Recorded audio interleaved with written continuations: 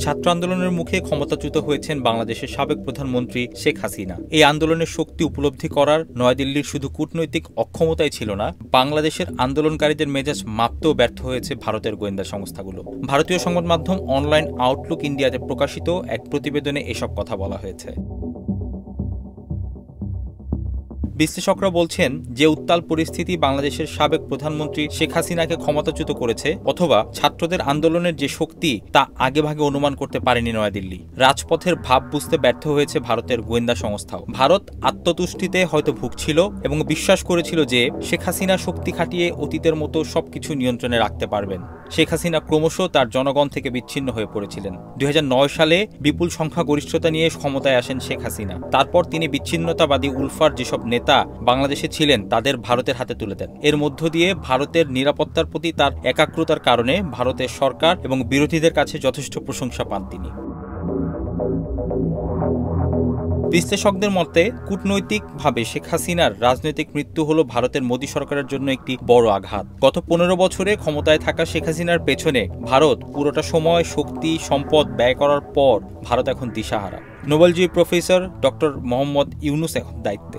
এতে নয়াদিল্লি কিছুটা আশ্বস্ত হতে পারে। আন্তর্জাতিক মর্যাদা আছে ডক্টর ইউনুসের। যুক্তরাষ্ট্র এবং ইউরোপিয়ানদের সঙ্গে আছে তার ঘনিষ্ঠ সম্পর্ক। তিনি এরই মধ্যে যথার্থ বার্তা দিয়েছেন, সংখ্যালঘুদের সুরক্ষিত রাখা ও আইন শৃঙ্খলা ফেরানোর নিশ্চয়তা দিয়েছেন। হিন্দু সম্প্রদায়ের আতঙ্কিতদের সঙ্গে সাক্ষাৎ করতে তিনি ঢাকেশ্বরী মন্দিরে গিয়েছেন। পরিস্থিতি এখনো ঘোলাটে থাকায় ডক্টর ইউনুস এসব কাজ করতে সক্ষম হবেন কিনা তা নিয়ে দিল্লি এখনো ভয়ে আছে।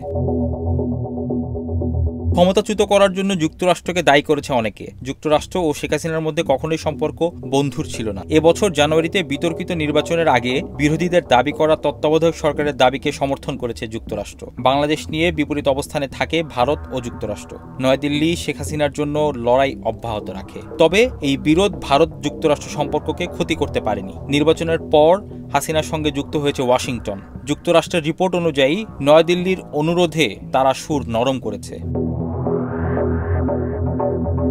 বিশ্লেষকরা বলছেন, সাবেক প্রধানমন্ত্রী খালেদা জিয়া নেতৃত্বাধীন বিএনপি ও তার মিত্রদেরকে পাকিস্তানের আইএসআই-এর মিত্র হিসেবে দেখে ভারত। বাংলাদেশে এখন একটি ভয়ঙ্কর কূটনৈতিক চ্যালেঞ্জের মুখোমুখি নয়াদিল্লি। শেখ হাসিনা ও আওয়ামী লীগকে অদম্য সমর্থন দেয় ভারত। এতে যে তিক্ততা ও ক্ষোভ রয়েছে তাতে বাংলাদেশের সঙ্গে সম্পর্ক মেরামত খুব সহজ হবে না। ভারতে শেখ হাসিনার উপস্থিতি পরিস্থিতিকে আরো জটিল করে তুলেছে। বাংলাদেশেও শেখ হাসিনার বিরুদ্ধে একের পর এক হত্যা মামলা হচ্ছে। ফলে শেখ হাসিনাকে এখন ফেরত চাইতে পারে ঢাকা। যদি এমন হয় তাহলে নতুন এক বিপর্যয়ের মধ্যে পড়বে নয়াদিল্লি।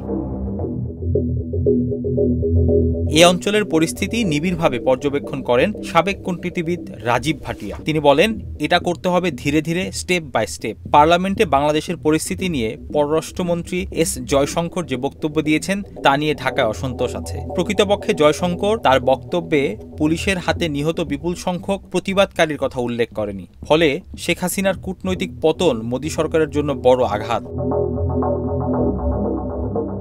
বিশ্লেষকরা বলছেন, এই অঞ্চলে ভারতের সবচেয়ে ঘনিষ্ঠ বন্ধুদের একজনকে যদি হস্তান্তর করা হয় তাহলে বাকি প্রতিবেশীদের কাছে একটি ভয়াবহ বার্তা যাবে। এমন অবস্থায় যত তাড়াতাড়ি শেখ হাসিনা ভারতের বাইরে চলে যাবেন ততই দেশটির জন্য তা ভালো হবে। অন্যদিকে অতীতের সম্পর্ক ভেঙে ঢাকায় ক্ষমতার সঙ্গে নতুন করে কাজ শুরু করা ভারতের জন্য হবে নতুন এক চ্যালেঞ্জ। এক্ষেত্রে নয়াদিল্লি একটি বার্তা পাঠাবে, তা হবে তারা বাংলাদেশের জনগণের সঙ্গে আছে, সরকারের সঙ্গে সরকারের সম্পর্ক হবে। হাসিনা আমলে যা ছিল তা কাজে আসবে না। এটা হবে জনগণের সঙ্গে জনগণের সম্পর্ক। সেটাই এই দুই প্রতিবেশী দেশের জন্য চূড়ান্তভাবে সম্পর্ককে নির্ধারণ করবে।